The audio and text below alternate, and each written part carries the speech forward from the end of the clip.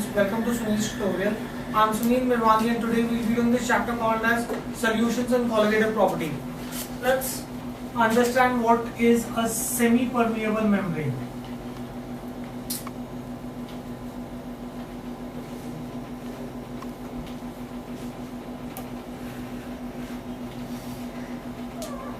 What do we understand by a semi-permeable membrane? A semi-permeable membrane is a membrane that permits solvent molecules to pass through but does not allow the solute molecules to pass through. A solution is made up of solute and solvent. The semi-permeable membrane will allow the solvent molecules to pass through but will not allow the solute molecules to pass through. Such a membrane is called as a semi-permeable membrane. That means suppose if I had sugar solution, it would allow water molecules to pass through but it would not allow sugar molecules to pass through. Fine, do we get this thing clear? So semi-permeable membrane, the membrane which permits the solvent molecules to pass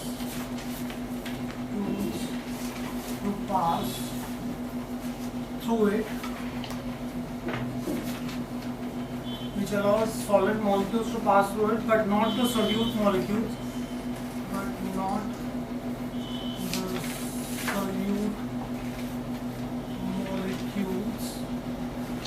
is known as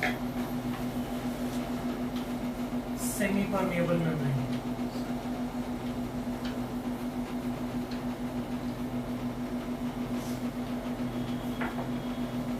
Right? Now, if once you know what is semi-permeable membrane, let us understand what is osmosis. What is osmosis? It is the phenomena of penetration of solvent through a semi-permeable membrane from a pure solvent compartment to a solution compartment, or from a solution of lower concentration to a solution of higher concentration. Suppose let's assume guys that this is my semi-permeable membrane, right? I have solvent here, I have solution here, right? This is higher concentration, this is lower concentration. The penetration of solvent molecules through the semi-permeable membrane from lower concentration to higher concentration is called as osmosis, right? So in this you would have the solvent molecules that would pass through from a solution of lower concentration to a solution of higher concentration. Very simple. The movement of solvent from lower concentration to higher concentration is called as osmosis. Fine. So what is osmosis? Osmosis is the phenomena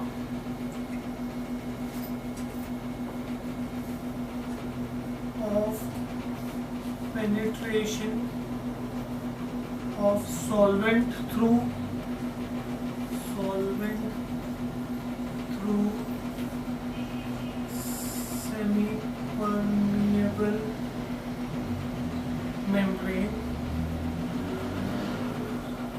semi-permeable membrane from pure solvent or from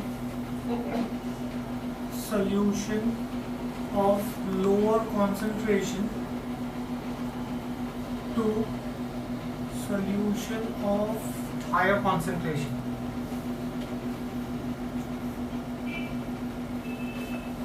Right? So do we understand what is osmosis? Now, if this is osmosis, what do I understand by osmotic pressure?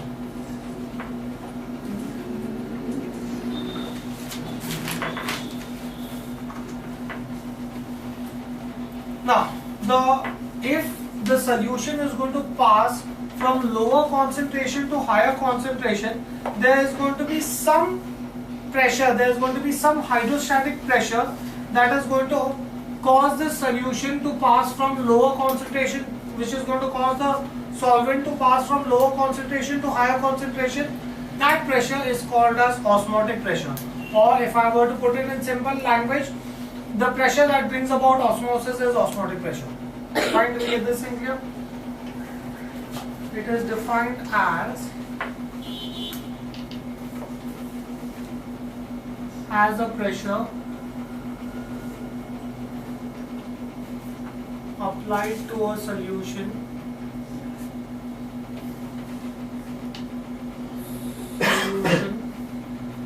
in order to stop the osmosis of solvent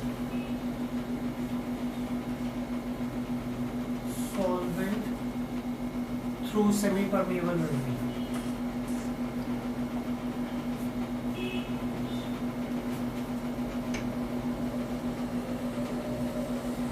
There is osmosis taking place through the semi-permeable membrane. How much pressure should I apply so that that osmosis does not take place? That means that pressure is going to be exactly reverse of the pressure that is causing osmosis to take place.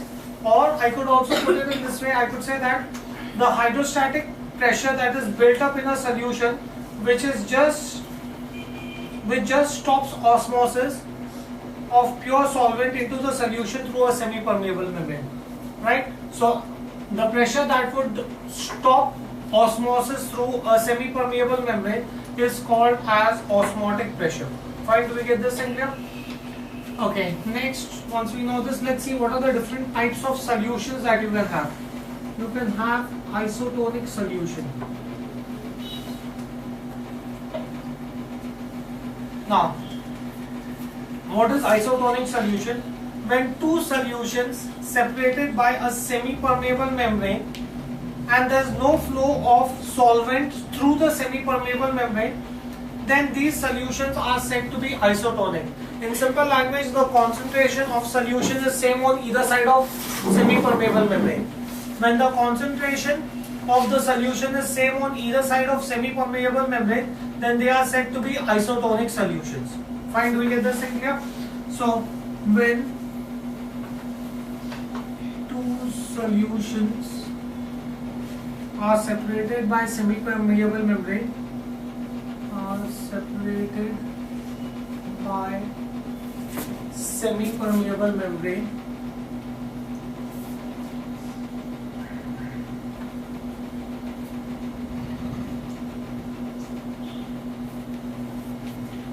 when two solutions are separated by semi-permeable membrane and no flow of solvent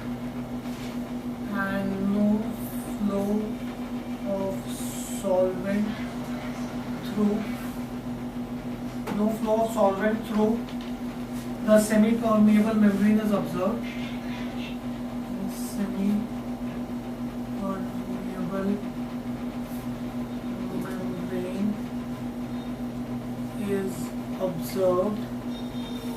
If there is no flow of solvent through the semi-permeable membrane, then these solutions are said to be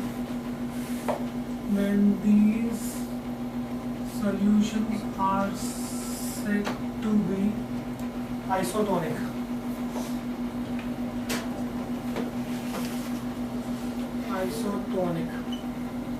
With each other.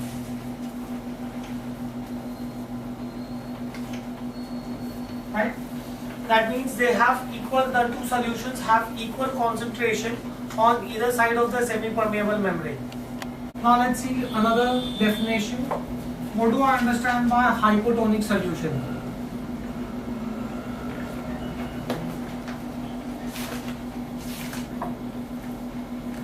What is a hypotonic solution?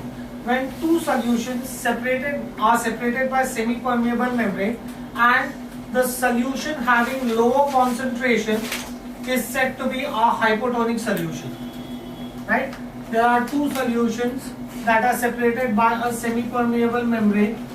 Here you have higher concentration solution. Here you have lower concentration solution. The solution having low concentration is called as hypotonic, and the solution having high concentration is called as hypertonic. So what is hypotonic solution? The solution having low concentration. Out of the two solutions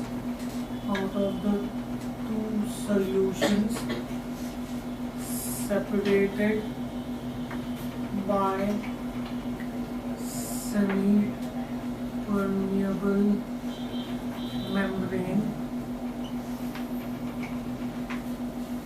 Out of the two solutions separated by semi-permeable membrane, the solution having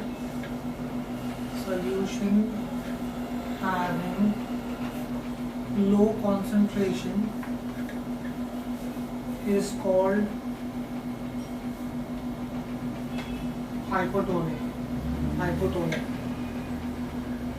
solution. Hypotonic related to other solution. Next, hypertonic. How do we understand by a hypertonic solution? Out of the two solutions separated by semi-permeable membrane, the solution having higher concentration is called as hypertonic. I just explained that to you when I was doing hypotonic. So out of the two solutions separated by semi-permeable membrane, the solution having high concentration is called hypertonic related to other. Hypertonic related to other solution. Right? So that's hypertonic and hypotonic. Now based on these, we have certain laws that are put forward. These are called as your laws of osmotic pressure. Laws of osmotic pressure. Now the laws of osmotic pressure are: osmotic pressure of a solution at any given temperature is directly proportional to the concentration. Obviously, the movement will take place across the semi-permeable membrane only if there is a difference in concentration. Higher the difference in concentration, more will be the movement across the semi-permeable membrane. If they are isotonic, there will be no movement across the semi-permeable. There will be no osmotic pressure developed. So the osmotic pressure or the osmosis, degree of osmosis that will take place will depend upon how much is the difference across the two sides of the semi-permeable membrane. Right? Then, suppose if osmotic pressure at any given concentration is also directly proportional to the absolute temperature. If I want to increase the osmotic pressure, I should raise the temperature. As the temperature increases, osmotic pressure will also increase. Right? So these two principles are known as your laws of osmotic pressure. That is, osmotic pressure is directly proportional to the concentration and osmotic pressure is directly proportional to the absolute temperature. Fine, do you get this in here? Can you write this down, people? For a dilute solution,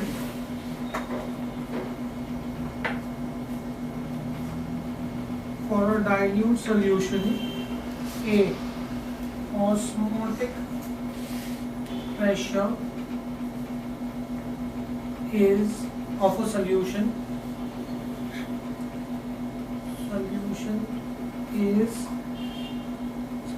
at a given temperature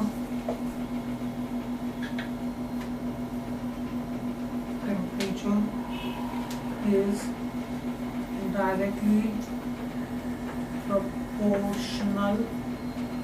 directly proportional to concentration. Second, the osmotic pressure of a solution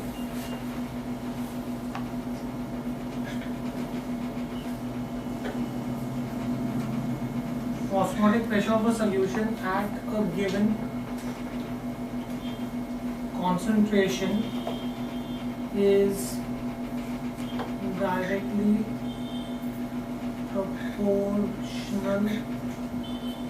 proportional to absolute temperature.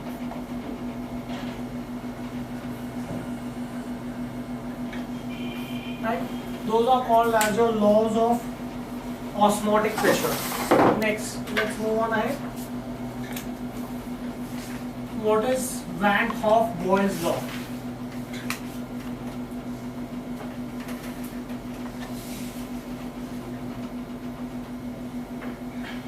Right? Van Hoff-Boyle's law states that osmotic pressure and concentration are directly proportional to each other. Right? The osmotic pressure exerted by a dilute solution is inversely proportional to the volume or directly proportional to the concentration, because volume and concentration are inversely proportional to each other. So Van Hoff-Boyle's law, the law is osmotic pressure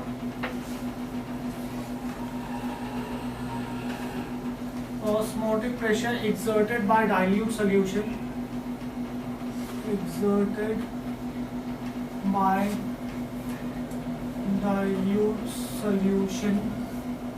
is inversely proportional to the volume of the solution.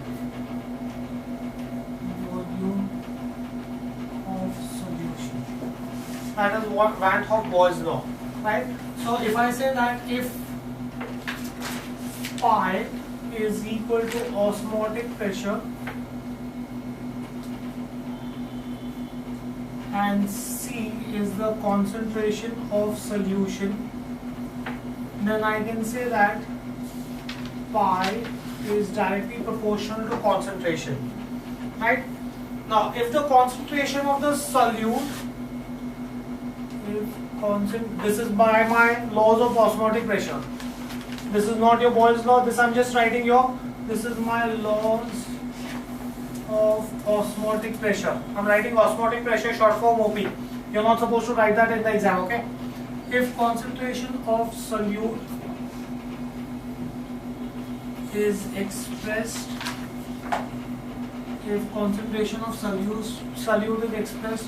in moles per liter and V is the total volume of the solution,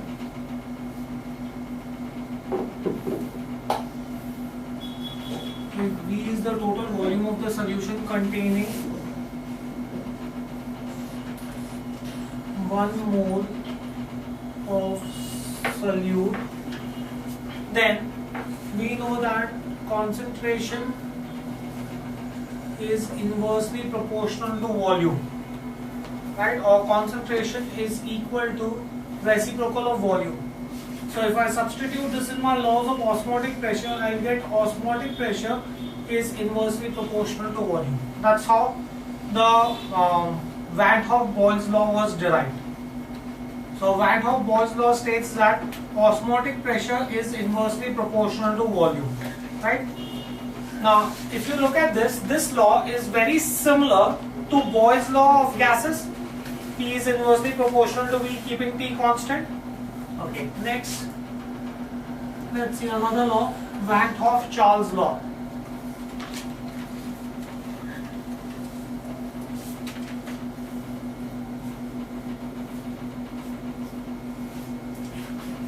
Right?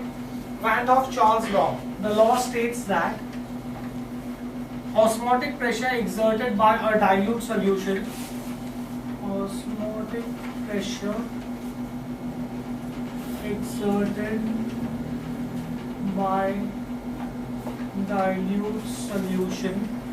is directly proportional to its absolute temperature.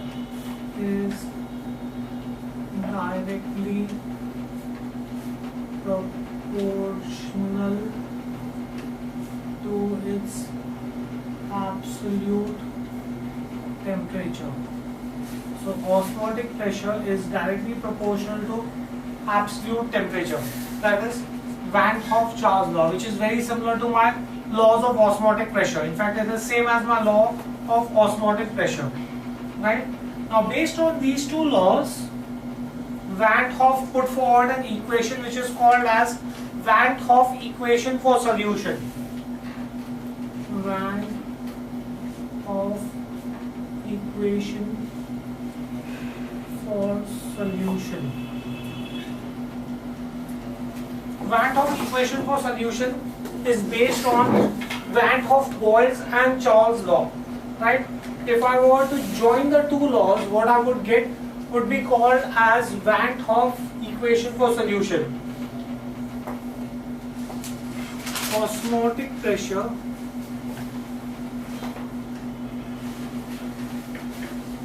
is directly proportional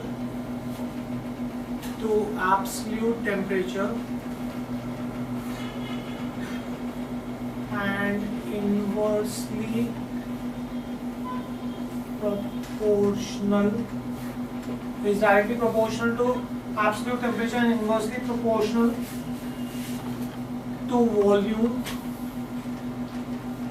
containing 1 mole of solute. We've already seen both these laws. That's your Van 't Hoff-Boyle's and Charles' law.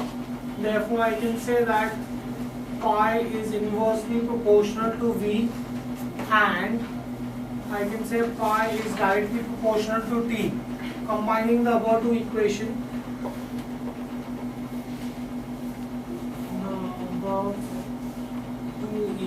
if I combine the two equations, I'll get pi is equal or directly proportional to T upon V. Therefore, I can say that V into pi is equal to RT, or we'll call this as R bar T, where R bar is a constant.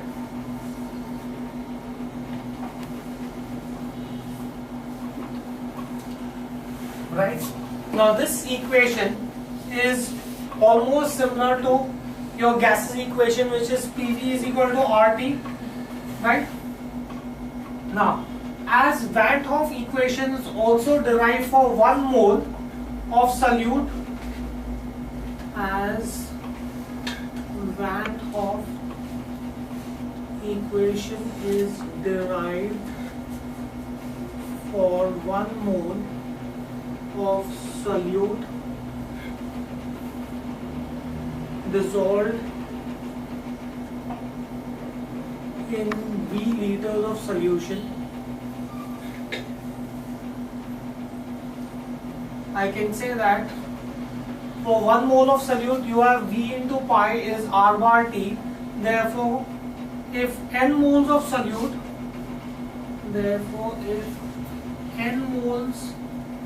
of solute are dissolved in 1 liter of solute in V liters of solution, then the equation will be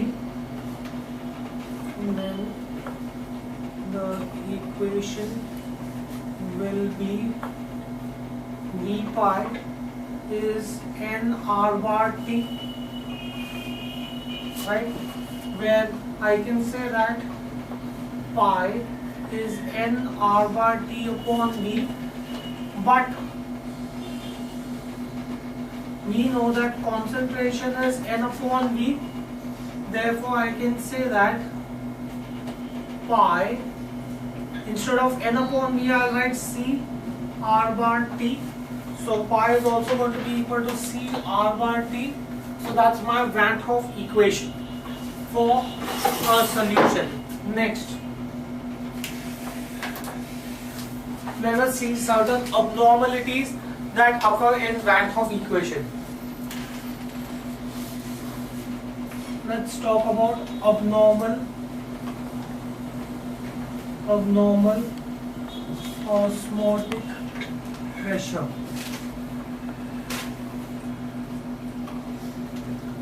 Now, depending on dissociation of the solute, depending on dissociation of solute when dissolved in the solvent, there are 2 different types of electrolytes. There are 2 different types of substances, electrolytes and non-electrolyte, right? What is an electrolyte? Electrolyte, a substance which when dissolved in water undergoes dissociation to form ions, is called as an electrolyte, right? What are non-electrolyte? Non-electrolyte substances which when dissolved in water do not undergo dissociation are called as non-electrolyte. Now, in the case of electrolyte, what will happen is that the number of particles of electrolyte in a given aqueous solution is always greater than the expected number for the same concentration because they undergo dissociation. Whereas in the case of non-electrolyte, the number of molecules of solute in the solution are same as the expected number. If I put 10 molecules in a non-electrolyte, I'll get 10 molecules only of solute. In an electrolyte, if I put 10 molecules, because of dissociation, I will get 20 particles, not molecules. I'll get 20 particles, 20 charged particles in the solute.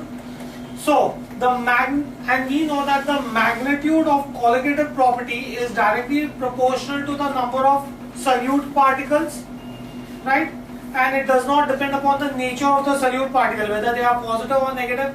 It's irrespective of that. Colligative properties would depend purely on the number of solute particles. Greater the number of solute particles, greater will be the colligative property. As the number of solute particles are greater in electrolytes, therefore the colligative properties for electrolytes are greater in magnitude than those for non-electrolyte. Fine, do we get this in here? And this brings up the concept of abnormal osmotic pressure. Since the colligative properties are going to be greater in magnitude for electrolyte than those of non-electrolyte. So for non-electrolyte, whatever osmotic pressure I will get or whatever colligative properties I'll get, for electrolytes I'll get more. The magnitude of the colligative property will be more because the number of particles of solute are going to be more. Fine, do we get this in here? So do you understand why we have different colligative property, or why do we have colligative property of different magnitude for different substances? Right, let's see this. Depending on the dissociation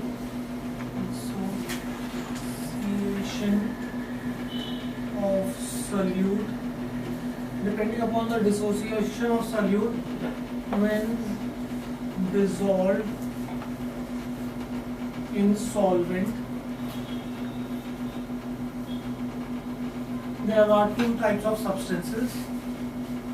There are two types of substances, that is electrolytes and non-electrolytes. There are two types of substances, electrolytes and non-electrolytes, right? What are electrolytes? Electrolytes, right? These are substances when dissolved in water,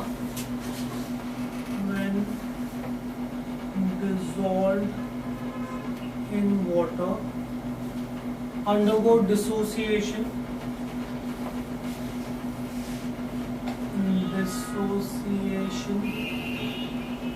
to form ions.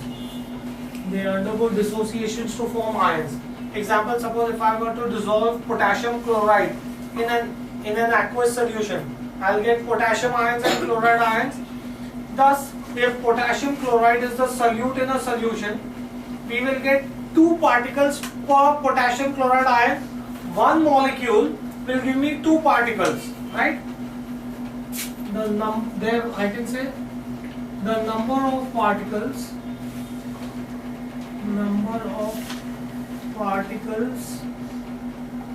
of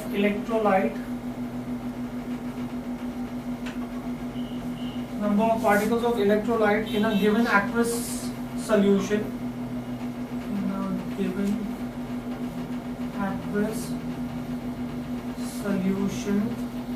is always greater than the expected number,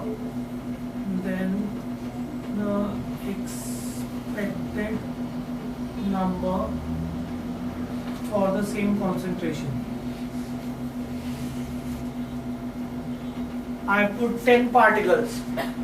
Now if I put 10 molecules of potassium chloride, I'll get 10 potassium ion, 10 chloride ions. I'll get 20 particles. So for the same concentration, I'll get more number of particles. Right? So those are electrolytes. Non-electrolytes. What are non-electrolytes? Non-electrolytes, when dissolved in water, when dissolved in water,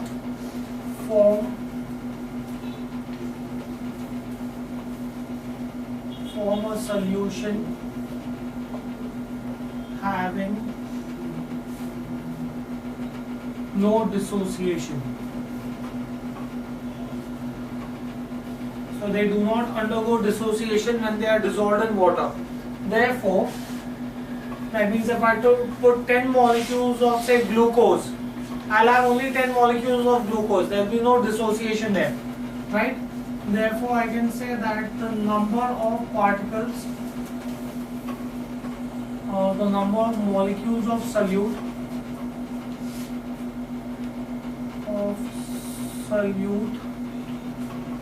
in a solution, number of molecules of solute in a solution are same as that of the expected number,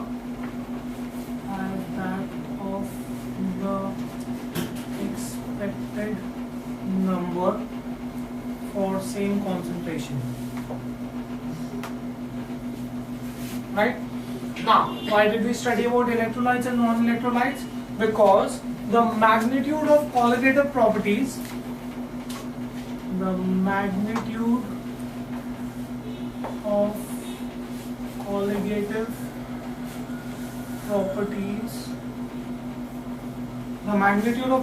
properties is directly proportional to the number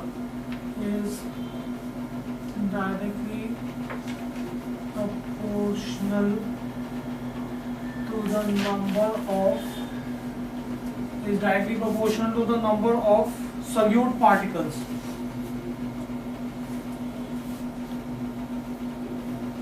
This we had learned right in the beginning, that the colligative properties, magnitude of colligative property depends upon the solute, number of solute particles. They do not depend upon the nature of the solute particles.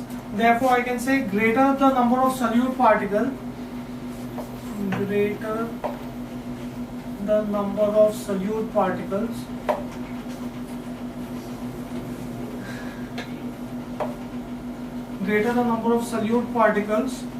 higher is the magnitude of colligative properties.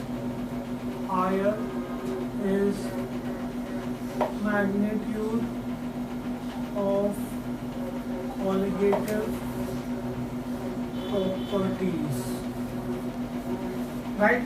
So as the number of particles of electrolyte in the solution, as the number of particles in electrolyte, as number of particles in electrolyte are greater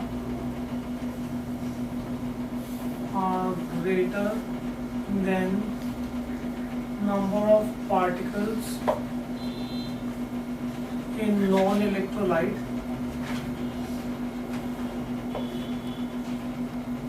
the number of particles in electrolyte, we already discussed this, why they are greater, because of dissociation. They are greater than the number of particles in non-electrolyte. Therefore, the value of colligative properties,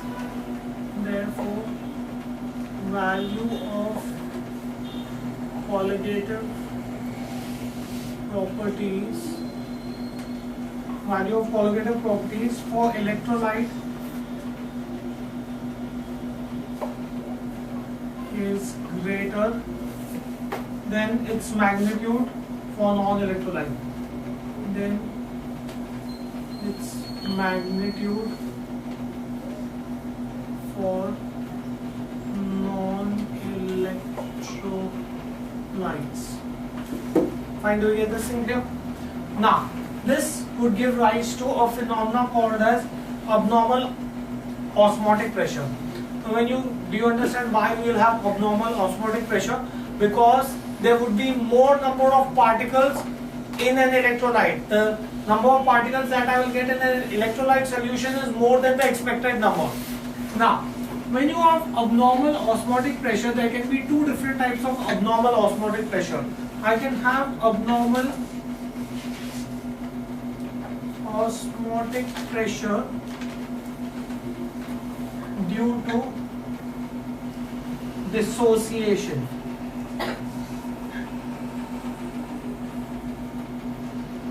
Abnormal osmotic pressure due to dissociation. Now, what do I understand by abnormal osmotic pressure due to dissociation? As the number of ions in the electrolyte also depends upon the degree of dissociation. Remember, what is degree of dissociation? The total number of the total number of ions dissociated to the total number of molecules present. So, if I have a strong electrolyte, its degree of dissociation will be more, and hence the number of particles will be more. If I have a weak electrolyte, the degree of dissociation will be less, and therefore the number of particles will be less. So whether it is a strong or a weak electrolyte, the number of particles per molecule will always be greater than the expected number at the same concentration. Some molecules will definitely dissociate. If I put sodium chloride, if sodium chloride is a strong electrolyte, if I put 10 molecules, 9 will dissociate. Therefore, I will get 18 particles and 1 undissociated, 19 particles. Instead of 10 particles, I would have 19 particles. If sodium chloride is a weak electrolyte, if I put 10 molecules, 2 will dissociate. That means I will get 4 molecules from there, and the 8 remaining, 8 plus 4, 12. Again, I should have got only 10 molecules. Instead of that, I have got 12 particles. So I will always get up the number of particles per molecule will always be greater than the expected number. Now, as the number of molecules is greater than the expected number, therefore the osmotic pressure for the solution will be greater than the expected value, and this is what will be called as abnormal osmotic pressure due to dissociation. When dissociation takes place, one molecule splits into 2 particles, therefore the number of particles increases, therefore the magnitude of colligative property increases, and therefore the osmotic pressure increases. Do we understand this? Can we write this down? The number of ions formed from the electrolyte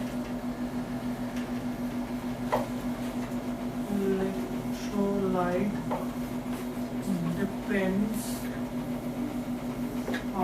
the number of ions formed from the electrolyte depends on its degree of dissociation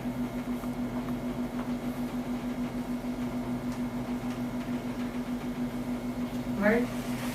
So you have strong electrolytes, that is some electrolytes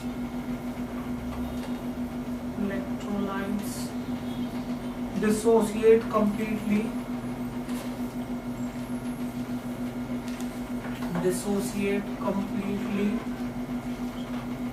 giving more number of ions,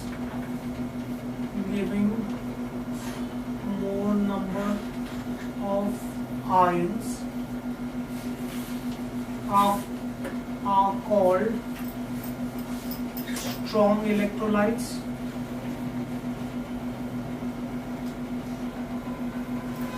Then you would have some electrolytes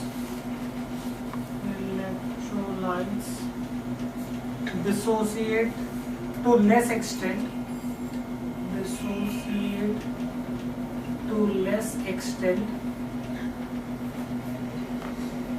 giving less number of ions, are called weak electrolytes.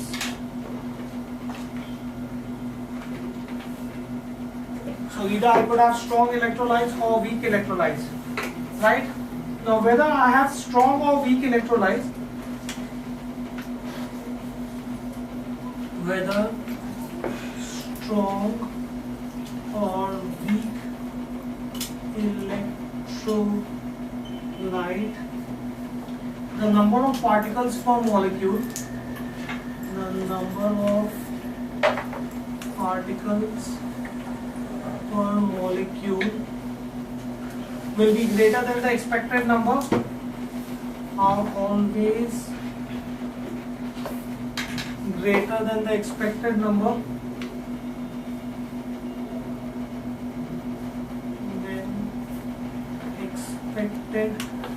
number. The number of molecules will always be greater than the expected number. So as a result, expected number for the same concentration, expected number for the same concentration, expected number for the same concentration, right? Therefore, I can say that the osmotic pressure of their solution, osmotic pressure of their solution are found to be higher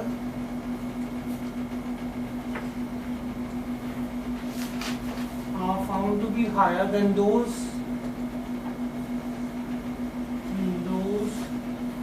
of the expected values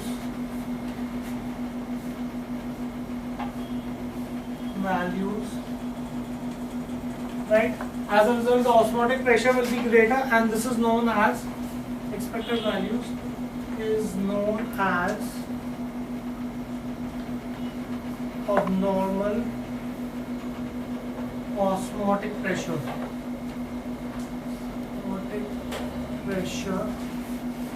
Abnormal osmotic pressure of electrolyte solution.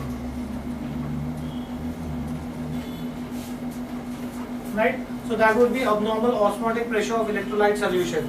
Now, this was if there is dissociation. I said that there are two different types of abnormal osmotic pressure. I could also have abnormal osmotic pressure due to association. Abnormal osmotic pressure due to association. Abnormal osmotic pressure due to association. Now, what do I understand this? It is the opposite phenomena of dissociation. Non-electrolytes, substances like, if I consider say benzoic acid, they undergo association with solvents like benzene. When benzoic acid is benzoic acid is dissolved in benzene, they undergo association. Due to association, what will happen is the number of particles of solute in the solution will decrease. Right? Benzene had free ions. Aqueous benzene had free ions. Now when I put benzoic acid would dissociate. But the dissociated molecules would associate themselves, would form a bond with the free ions that are already present in the solution. As a result of this, what will happen is the number of particles that will be there in the solution will become less than the expected number, as a result of which osmotic pressure will be less than the expected value. That is called as abnormal osmotic pressure due to association. Fine, do we get this thing clear? Next, we'll do one thing, we'll write this on the other side.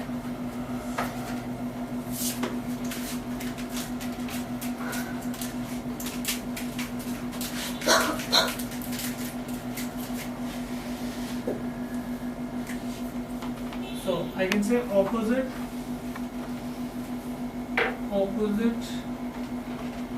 to the phenomena of dissociation. It is the opposite to the phenomena of dissociation. Some substances like, as I gave you the example, say benzoic acid. Benzoic acid undergo association in solvents like benzene.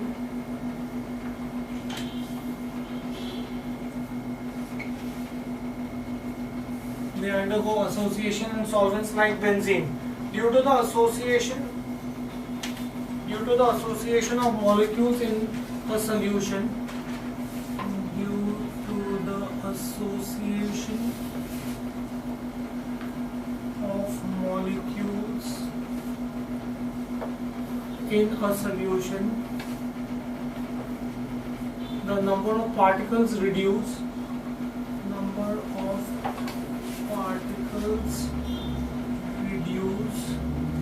The number of particles would reduce, which results in decrease in the magnitude of osmotic pressure, which results in a decrease in magnitude of osmotic pressure. You would have a decrease in the magnitude of osmotic pressure. So this is called as abnormal osmotic pressure of non-electrolyte solution due to association.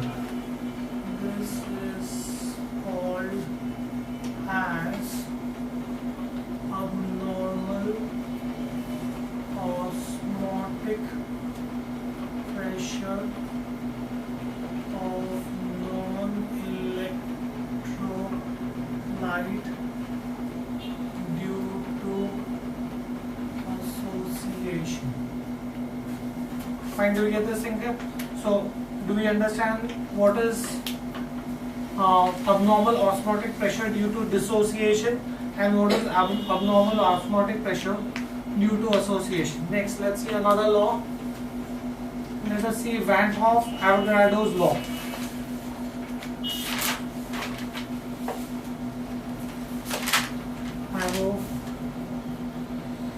Avogadro's law. Now, Van Hoff's equation. If I consider Van Hoff's equation for two dilute solution, consider Van Hoff's equation for two dilute solutions. Now, Van Hoff's equation we have derived is nothing but pi 1 V1 is nothing but nRT1. Similarly, I can say pi 2 V2 is nRT2. We can call this as N1 and N2. R is going to be constant, where I can say that N1 and N2 are the number of moles of solute,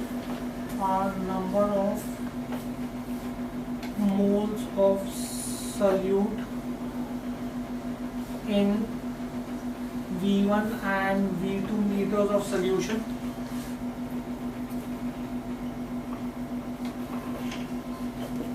Right? Now, since the two solutions are extremely dilute,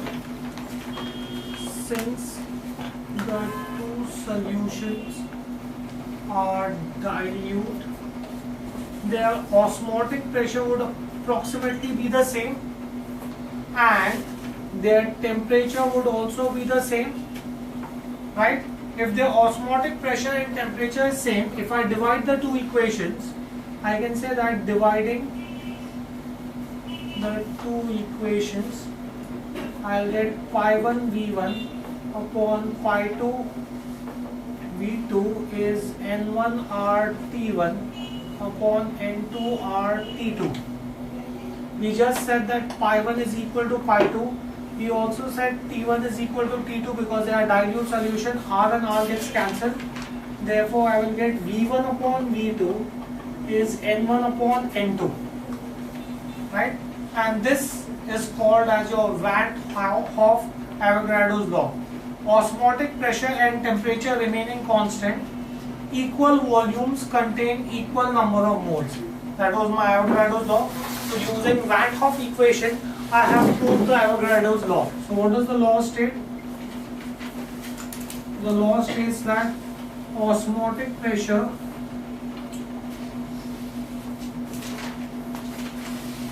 and temperature remaining constant osmotic pressure and temperature remaining constant, equal volumes of solution,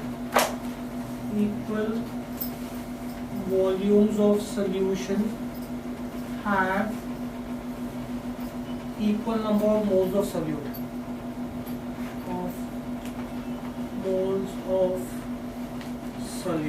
That is my Van't Hoff Avogadro's law. Fine.